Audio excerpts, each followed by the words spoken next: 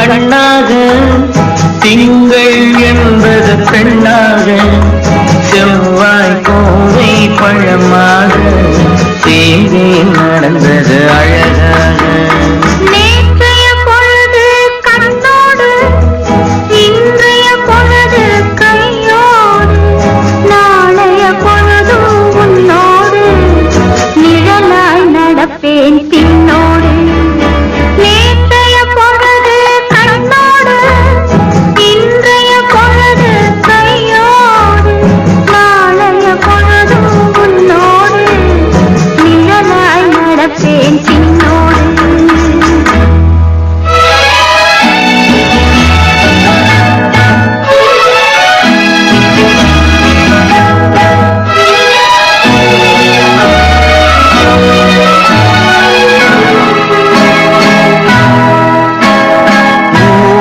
துணையாய் நான் இருக்க